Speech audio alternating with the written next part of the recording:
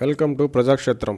ఎట్టకేలకు ఏపీసీఐడి చంద్రబాబు గారిపై నమోదు చేసిన స్కిల్ కేసు ఎఫ్ఐఆర్కు, అరెస్టుకు, కస్టడీకి వ్యతిరేకంగా సుప్రీంకోర్టులో చంద్రబాబు గారు వేసిన పిటిషన్ విచారణ పూర్తయి రిజర్వ్లో ఉన్న తీర్పు రాబోతుంది. ఏపీసీఐడి ఏపీ స్కిల్ డెవలప్మెంట్లో చంద్రబాబు గారిపై నమోదు చేసిన ఎఫ్ఐఆర్ చెల్లదని, చంద్రబాబు గారి విషయంలో ముందస్తుగా గవర్నర్ అనుమతి అవసరం అయ్యేలా సెక్షన్ 17A రక్షణ ఉందని ఏపీసీఐడి అనుమతులు తీసుకోలేదు కాబట్టి ఆయనపై నమోదు చేసిన ఎఫ్ఐఆర్ చెల్లుబాటు కాదని చంద్రబాబు గారి తరపు వాదన.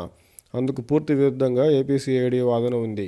ఇరుపక్షాల వాదనలు విన్న సుప్రీంకోర్టు ఏపీసీఐడి కేసులో సెక్షన్ 17A వర్తిస్తుందా లేదా అన్నదాంతో పాటు 17A యొక్క పరిమితులు, లక్ష్యంపై పూర్తి స్థాయిలో తీర్పును వెలువరించే అవకాశం ఉంది.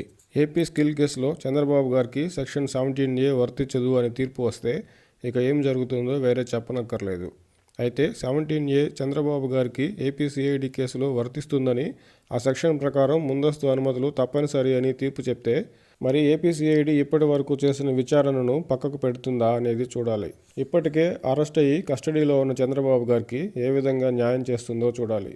చంద్రబాబు గారిపై నమోదైన ఎఫ్ఐఆర్ను కొట్టేస్తుందా అనేది అనుమానమే. ఎందుకంటే ఆర్థిక నేరాల్లో ఏదో ఒక సెక్షన్ పేరు చెప్పి అసలు ఎఫ్ఐఆర్ పెట్టొద్దు, విచారణ చెల్లదు అని సుప్రీంకోర్టు చెప్తుందా అనేది అనుమానమే.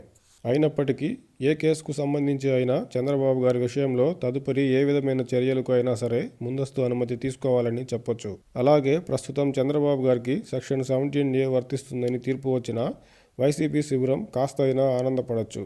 ఎందుకంటే ఇప్పటికే చంద్రబాబు గారి అరెస్టు, కస్టడీ జరిగిపోయాయి కాబట్టి భవిష్యత్తులో వైసీపీ ఓడి టీడీపీ గెలిస్తే ప్రస్తుతం టీడీపీ చెప్తున్నట్టు ఇప్పుడు ఉన్న వైసీపీ ప్రభుత్వంపై అవినీతి ఆరోపణలపై విచారణ జరిపితే అప్పుడు జగన్మోహన్ రెడ్డి గారికి సైతం సెక్షన్ 17A వర్తిస్తుంది కాబట్టి ఆ సెక్షన్ ప్రకారమే తదుపరి చర్యలు తీసుకోవాల్సి రావడమే.